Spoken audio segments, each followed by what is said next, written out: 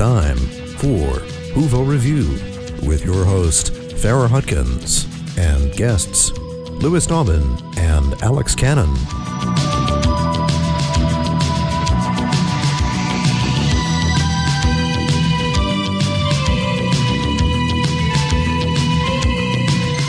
Welcome back.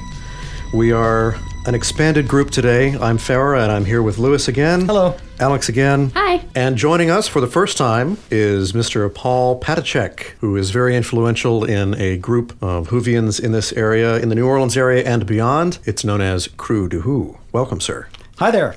Well, here we are with episode 5, which I was eagerly anticipating because in an interview, Peter Capaldi said his doctor didn't really settle into his character until about episode 5 or 6. And at the same time, I read an interview that had Stephen Moffat basically saying, this season is mostly about Clara, which kind of makes me think, okay, Capaldi's going to settle into his character, but we're still going to have a lot of unanswered questions about the Doctor. And this episode seemed to fulfill those expectations. I mean, I wasn't expecting a whole lot of character development because I expected it to be kind of a lighter episode like Robot of Sherwood was, basically taking a serious theme and running in different directions with it, one of which was very comedic, the classic bank heist film, which was spoofed, and spoofed very well, I thought. But we didn't really get any new insights into the Doctor. We got a little more development from Clara. We got a whole bunch of cool techie-looking stuff, too. I mean, but also retro techie-looking stuff. Yeah, you know that? It was very retro. I mean, I think we could have seen this kind of background tech in any of the Sylvester McCoy episodes. And it felt like a Sylvester McCoy episode a lot of the time. Well, the panels that I've seen, the computer panels, like the touch panels that I've seen in the last 2 or 3 episodes, in all of the episodes of this season where they've been to the future, their touch screens are just printed black transparencies with colored lights behind them. And it made me think of how they made their futuristic consoles way back in 1987 for Star Trek The Next Generation, where it was all backlit, transparency with black ink, with colors behind it, and the rest of it was just movie magic, where whenever somebody touches it, it beeps. I think that'll continue to work for many decades to come. It's a great thing that they've really rediscovered because I think in some of the episodes with Matt Smith, they went back to lights and knobs and levers, which I think may have been a little too retro. Here they're using that time-honored technique by now to great effect. Some of it was probably location filming, but it's kind of hard to tell. Like, for one thing, we had the time-honored trope of running up and down corridors. Yes. It's the first time we've seen that in a long time, haven't we? And using lights to indicate different corridors. It reminded me of Babylon 5, where they had like red section and blue section and green section. It's the same set. Turn the lights to a different color and you've got a different set. Right. Turn the lights to a different color, reposition the camera, and you've got a different area of the bank. This is a recorded message. I am the architect. Your last memories of receiving a contact from an unknown agency. Me. Everything since has been erased from your minds. There were some people online who were kind of picking this episode apart because of the most secure bank in the universe, but it wasn't. What, you mean the fact that it's got ventilation duct to crawl through? The largest ventilation ducts I've ever seen in any science fiction. Oh my God. I loved it. It was like a real retro episode. I think they addressed it, though, when she said, we like intruders, we need them, do we put them on display? Yeah. Brilliant. The whole safest bank in the universe is probably just PR. They're probably just goading people into saying, oh, we're the safest bank in the universe. Just try to break in. Yeah. So naturally, there are people out there who go, okay. And it happened twice in this episode. Intruders are most welcome. They remind us that the bank is impregnable. It's good for morale to have a few of you scattered about the place, preferably on view. This episode definitely reminds me of Sylvester McCoy, portrayed as a grand manipulator, and in some instances, he was his own pawn. In this episode, he was his own pawn, either of his future or past self, because when all was said and done, do we actually know if it was his future self or his past self who lost his memory that was in fact the architect? Yeah, so brilliant. that was really well done, the way that he ends up being his own foil in a way. Come on then, team not dead. I thought it was good to see the time worms again. We haven't seen that since... they were with Snowman? Yes. With the Great Intelligence. That one and the Asylum of the Dalek, and then I haven't liked Claire since I think I liked her. The Robots of Sherwood was when I started liking her again. Well, her character has really changed. She's been given a character. Yeah, they finally really wrote her have one before. The scenes with her having a social life, potentially a love life, of course, I think we all see where it's going. But it kind of made me think, we're going to get into interesting territory where if the part-time companion is going to be the new scheme, where he comes and picks her up and then he drops her off, which happened with Amy and Rory, right, and now is happening with Clara. How is she going to leave? How are we going to get that big emotional moment where something absolutely awful happens to her and she says, "No, doctor, it's not fun anymore"? In this case, she's just going to have to say, "I like Danny better than I like you."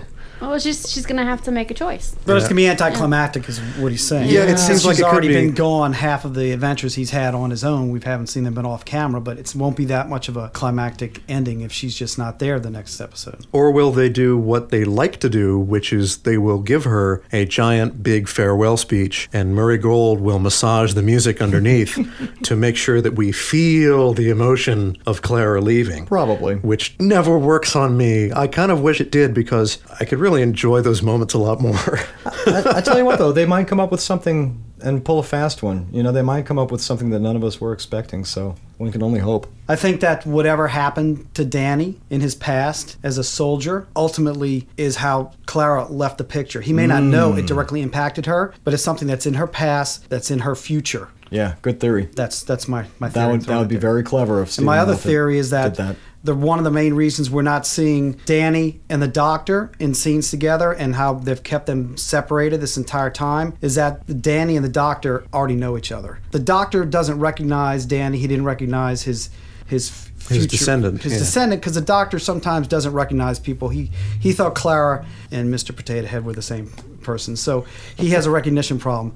But I think that once Danny sees the doctor, something's going to click and sparks are going to fly. That's just especially if he was in a unit brigade. Yeah, that was your theory, Lewis, was that he was a unit soldier. And I maintain that could still be true. So. Yeah, I think you're right. That would make for a much better show than just Danny finds out that Clara's secret is that she goes out time traveling with this guy who he doesn't trust, so she has to leave. Which is one of the possibilities that somebody brought up in an online discussion. They said, what if Clara is hiding the doctor from Danny, and when Danny finds out, he says, it can't work between us if that's your secret, and so she has to go. I don't think that's going to happen, first of all, because that would bring back the whole strong male, weak female relationship, which Stephen Moffat took so much heat for in the past, writing almost stereotypical male-female relationships to where they're almost sitcom-like. I think he's answering that very well with all of the extra material that Clara is getting, all of her background and story. Hardly anyone in the universe has that number. Oh, I've got it. Yes, from some woman in a shop.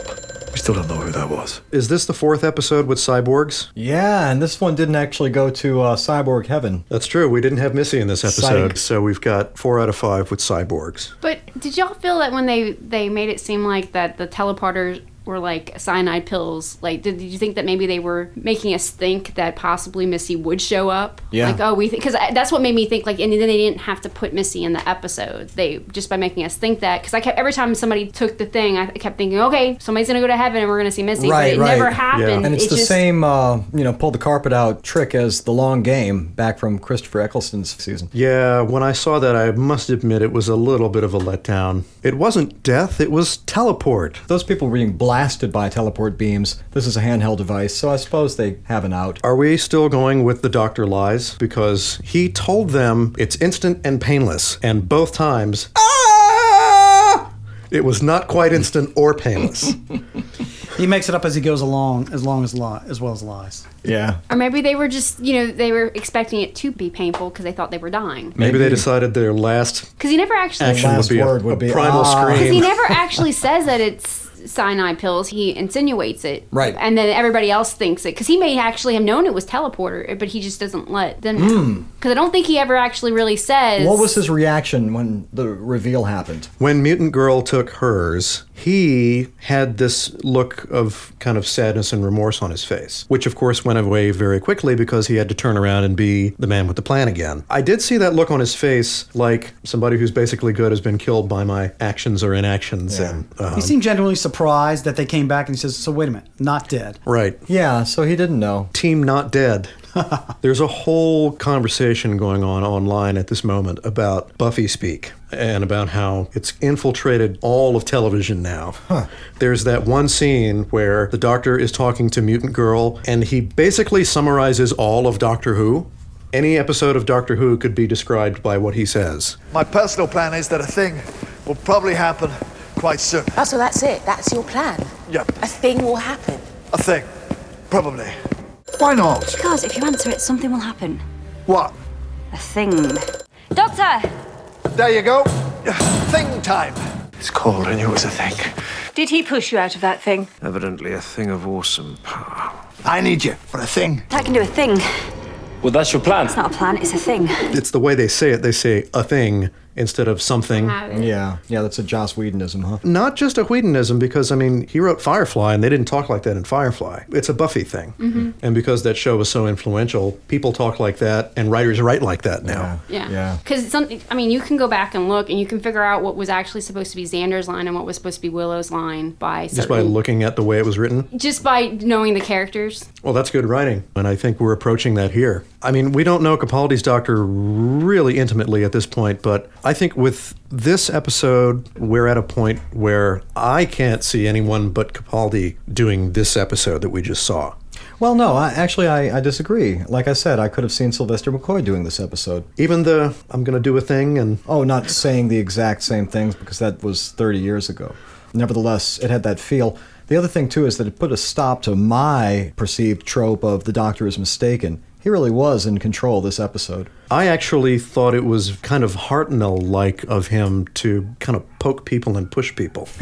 Yeah. You know, emotionally. Yeah. Verbally sparring with them to get them to act. That was very First Doctor to me. Yeah, a bit. But of course, we've also seen Fourth Doctor do that. For instance, on Ark in Space. And... like I said, Seventh Doctor has done that quite a lot. Well, that's why I can't really see one particular Doctor doing this. I can see Peter Capaldi's amalgam of all of his favorites now. Yeah, they've certainly been giving him a lot of classic sort of Who feels, you know, from, I guess, the entire history of the show. He's actually acting alien and a bit detached. He's acting more like the Doctor than we may think of the Doctor in recent years. So Yep. I think this episode and the series in a whole has had a lot of premises have been about closed loops and about effect and cause being flipped on its head. The whole arc for the series may be that the Doctor, unbeknownst to himself, put himself on this mission, and the little things that are happening throughout the series are shedding light on that. But ultimately, what's going to be the ultimate goal of the series is going to be to find the Promised Land. Yeah, I suppose. And I think the Promised Land is obviously going to... That does kind of make me think, though, about those people who were insinuating that this Doctor would turn into the Valeyard, because talk about editing your own time stream. Why does it start off in the first episode where he's like, why do I have this face? Am I trying to remind myself something? Is it that the end goal is that he's going to go back and revisit it someplace he was in the past? Could it be that he has to go back to Pompeii? That'd be interesting. Well, but Capaldi's Doctor does quite resemble the Valeyard. But I think in general, I think what's happening is that the Doctor's been put on a mission by himself. Subconsciously, he's trying to find a way to get home, to get to Gallifrey. All the things that are happening while Clara's not on the ship is stuff that's going on that we're not seeing during the broadcast episodes, but I think ultimately that's going to be what the end game of the series is going to be about. Right, and I like how the time obviously passes between when we see Clara. In one episode, he's got books piled up everywhere, and the chalkboard is in a different place, and he's obviously been doing things while she hasn't been there. The TARDIS is no longer a home for the companion while the companion is traveling with the Doctor. Yeah. The TARDIS is quite obviously his transport now. Yes. I mean, he called it a time capsule in Into the Dalek, which was something I hadn't heard in years. Perhaps they're changing the function of the TARDIS a little bit as they're changing the nature of the Doctor and they obviously had to. changing the they had to companion. now that the time rotor is apparently stuck. But now it goes around and around on the top. Yeah, lots more lights, too. Lights are good. Yeah, lights are good. They got to fix the damn time rotor. That's all there is to it. Well, they made a mistake when they had that giant blown glass bulb. That was why they decided that it wasn't going to move anymore, because it kept breaking. They had to keep replacing it. It was very expensive because they had to get a new blown glass bulb. And so they said, well, let's just make it stationary. Idiots. They need to go back to, like, McGann's TARDIS. I think that they just have to revive the old tradition of having a stagehand underneath, pushing it up and down with his hand. Those were great days. Yes, they were. Windshield wiper motor, easy. Like they did with the Ronnie, they had a thing that went around and around in the console, but it had rings that made it look like it was going up and down. Yeah. So they had the optical illusion of going up and down. That was my first thought. I thought, well, they could have done something like that, but I guess they prefer optical illusions involving models and CGI as opposed to actual, like, sleight of hand on set. This wasn't a bank heist. It never was. It was a rescue mission for a whole species, flesh and blood. The last currency. There were people online saying that this was very, very much like Hustle, which is a series I have not seen. But to me, it had all the elements of your classic bank heist / Mission Impossible. Yeah.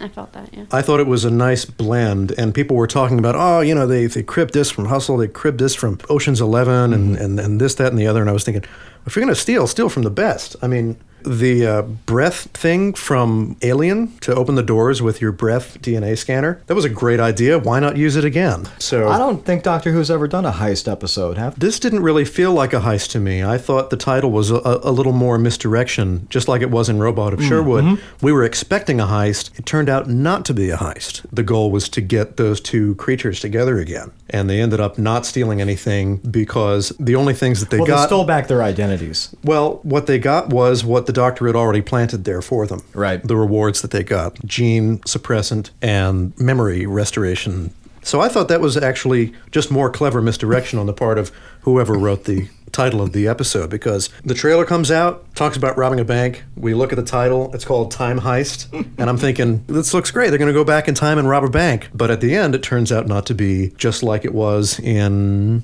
Hyde, where he says, it's not a ghost story, it's a love story. Right. They took that and they just repackaged it and made it, in my opinion, a lot better. Yeah, I didn't like Hyde. Yeah, I didn't like that episode. I thought that was just, I liked everything up until the point of them going back and saving the couple, because that just seemed like it was just thrown in.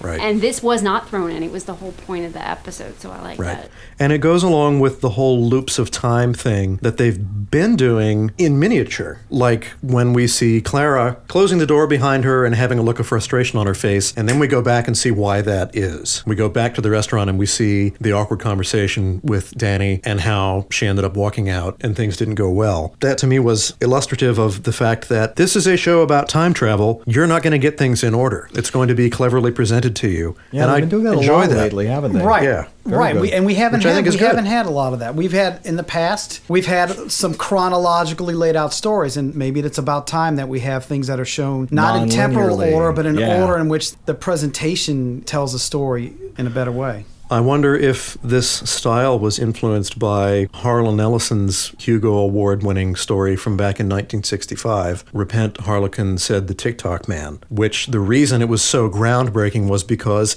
it told a story starting in the middle. You get to the end of the story, and then you get the beginning, and it stops. Nice. If these guys are sci-fi literature fans, they've got to know that story. And they know that it's a very clever way of telling a story. It hadn't been done until then, but ever since 1965... It's crept into a lot of things, like even things like Pulp Fiction, where you get an altered time perspective. Memento is a good example. Yeah. See Memento. Inception. And again, it was good to see the time worms again, because I had forgotten about them. I don't mind seeing things crop up if I haven't seen them again and again and again. I eventually got tired of the Weeping Angels. I'm not tired of the time worms yet. We all still love Strax, though.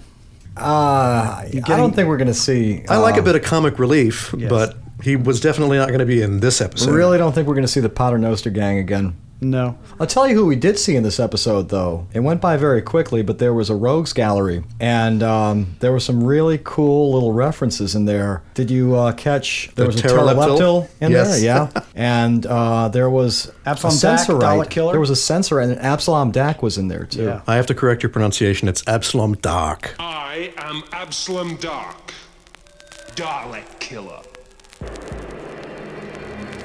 Absalom Dark, we will destroy you. The Daleks are the supreme rulers of the universe. I'm to kill every damn lousy Dalek in the galaxy. Exterminate! Exterminate! Yeah, that rogues gallery had an illustration of him holding up his little police ID cards. Well, yes, because that's the only place he exists is in the comics. At least, well, that we know of. That could be foreshadowing.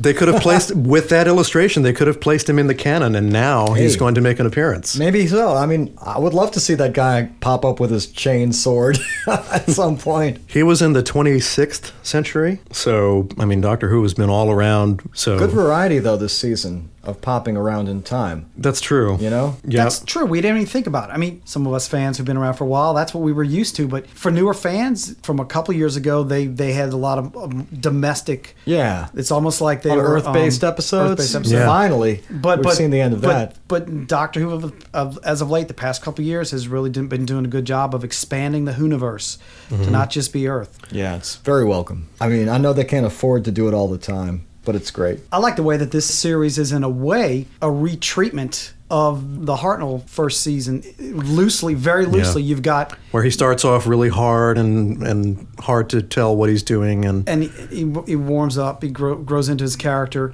But also, you've got two teachers. Two teachers, male and female, from the same school, the Cold Hill School. Yep. So what's missing?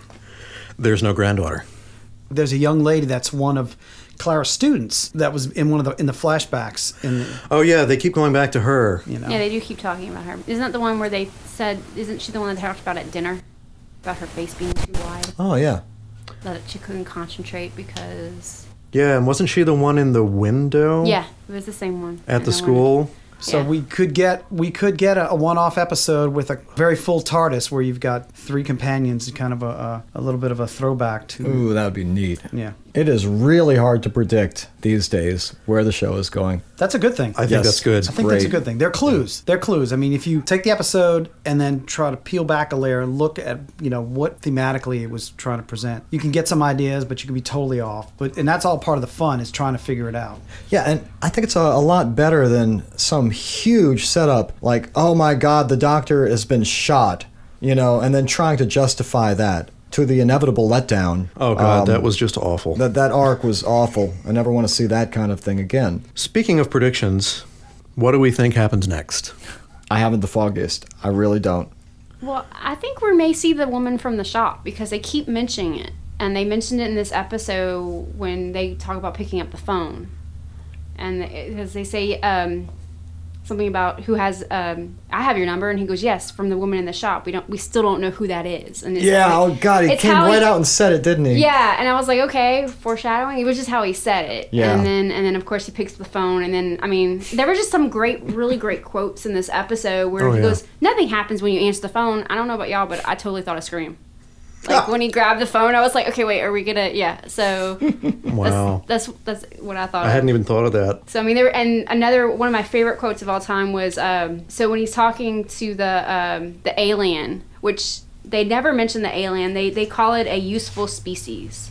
It's just the teller. The teller was. Yeah, and they say. But when the Doctor's talking to him, he goes, what do you think of the new look? I was hoping for minimalism, but I think I came out with magician. Magician, yeah. That was a good one. I want that on a T-shirt, and with the Hogwarts crest on the back, I think that would be really cool, So. I love how every Doctor slags, at least in his first couple of episodes, the previous Doctor. Mm-hmm. It's kind of like going through your high school yearbook or something and looking at the photographs of yourself, and you're wearing a T-shirt of a band that you now realize sucks. And you go, oh, what was I thinking? It's a little bit of that combined with the Doctor never really knows what he's going to get. So you have him making fun of his previous choices, like the bow tie and the long scarf. And then you have other episodes like when Christopher Eccleston first looked in the mirror and he goes, oh, look at the ears. They always make fun of their facial features. I mean, Capaldi keeps making fun of the eyebrows. Yeah, exactly. He said it it's in the this. Eyebrows. Right. Who made you the boss? It's the eyebrows, right? It's great that he can poke fun at himself. And the whole we don't know who she is yet thing, breaking the fourth wall, essentially. What if she's Missy? What if the woman at the shop is Missy? Well, who else has the number? Clara has the number. Madame Carabraxis has the number. The lady at the shop has a number. How are those all connected? I mean, somehow maybe Madame Carabraxis has now passed the number on. If she's the lady in the shop, that would be a bit of a letdown. So it has to be. Yeah, I think Madame Carabraxis is a dead end. Yeah, I think her story's done. You're right. I mean, she looks a lot like Missy. But that could be an allusion to the fact that the Doctor is going to end up maybe he'll give that number to somebody in passing in the future, and then it'll loop back around. Because a lot of the series has been loops. He wrote it on paper. So that means that piece of paper now could be out there. It could be stolen. It could be lost.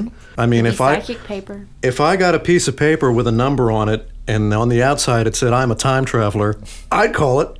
Yeah, I think you hit the head on the nail right there. I think now that that's out there, he created that event. It's out there like his watch, but who knows? I mean, it's a red herring, right? And there's a lot of red herrings out there for Stephen Moffat to exploit, especially if he keeps writing them. So, did anybody else notice that y'all said the bank owner looked like Missy, but she also looked like Madame Comforian from River, the head of the Silence or Silent. Yeah. She looked very similar to her. She looked very similar to her. She looked very much like the caretaker from the Adipose episode. Mrs. Foster. Mrs. Foster, I don't she know reminded me of her. name, but yeah, she didn't have red hair, but she had the blood red lipstick and the glasses and the prim and proper way of holding herself. She reminded me of, okay, now this is going off, but in Invasion of the Bane, Sarah Jane Adventures, she reminded me of the woman who was in charge of the pop factory. Yes.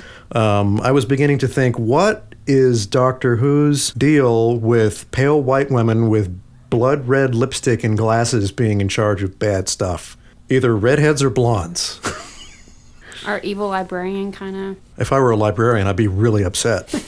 You guys are giving us a bad name. No one's coming to the reference desk anymore. As long as Stephen Moffat doesn't wrap it up by saying that they're all the same person. Oh, I hope they don't all turn out to be River or something like that. I'm gonna they're all Clara. Well, I was supposed to say they're all River. They all look very similar. Yeah, they're different regenerations of River. That would annoy the hell out of me. I'm glad that River's song is over. She's a clone. It's the only way to control my own security. I have a clone in every facility. So what y'all think of the other characters? To me, this felt like a 60-minute episode that somebody cut down to 45 minutes. Yeah, well... It felt like somebody had written a 60-minute script because we know almost nothing about these people apart from what we get in their conversations. We don't see how the Doctor found them. I would think that would be kind of important to the story, considering that this is something that he's never really done before. Well, how does he get his cohorts? We get a weird flashback because when he's remembering, he's looking at a computer and he pulls Psy from there, and then he pulls Sabrina. So we see that. But apart from that, do we know where they come from? Where in space or where in time? That's another case, though, of us not seeing the side trips. Right, and that's why his death felt forced. Yeah. Another one of those things where he's known Clara for 5 minutes, and suddenly he goes, I don't know where you are, but I'm going to plug myself into a computer because I hear you screaming, and I'm going to sacrifice myself for you, pretty lady. And... I liked it. I thought he had charm. I thought he had that I mean, it's just extras. They were fine, but you're right. See more of you're right. We don't know anything about their origin. Look like death. It was actually a teleporter. Oh my God! G'day. We already made predictions for next week, but what did we glean from the trailer? Does it look good? Yeah, it just looks like that Clara's gonna have to make a choice because there's a scene in there where it's showing her running around, jumping from the Doctor to trying to hang out with Danny. And it's just not working, and I think she looks in the mirror and goes, I can't do this anymore. Right. So it looks like she's going to have to make a choice, and does she give up the Doc? Does she invite Danny along? Or does she give up Danny? I'm thinking she invites Danny along because he'd be a good companion. Like you said, 2 teachers in the TARDIS going all the way back to 1963. Yeah, I think there's going to be definitely confrontation. At one point, the way the trailer... He's going to get slapped again, I guarantee it. But, I mean, we didn't have this with Amy and Rory. I mean, once the Doctor realized that Amy had somebody, then he went and kidnapped Rory and brought him along and made them go on a date. So, but was that one of the mistakes that the Doctor referred to in his very first speech? Anything's on the table. I mean, anything that he's done in his past could be considered a mistake. At one point, you see Clara, and he says, oh my God, you're from space. And then cut to the Doctor. Now, I don't know if that's just in the editing, if they're both in that scene, if he's talking to Clara, if he's talking to the Doctor. Either way, this episode is going to be a turning point, I think. People were trying to take this episode very seriously, but I saw it as a little bit lighter. Kind of like Robin of Sherwood. Maybe not that light, but it definitely was not like a really dark episode. Body count wasn't that high. I think the next one will be the one that we really have to take seriously. And it may contain a lot of foreshadowing because this is going to be one that I think people are going to watch very, very carefully because it's the 6th episode, and Peter Capaldi said by the 6th episode, we know a lot more about my character. Yeah. Can't wait. Thanks again, guys. Thanks again to Paul for sitting in. Thanks for having me. Yeah, thanks for coming. We will see you next week.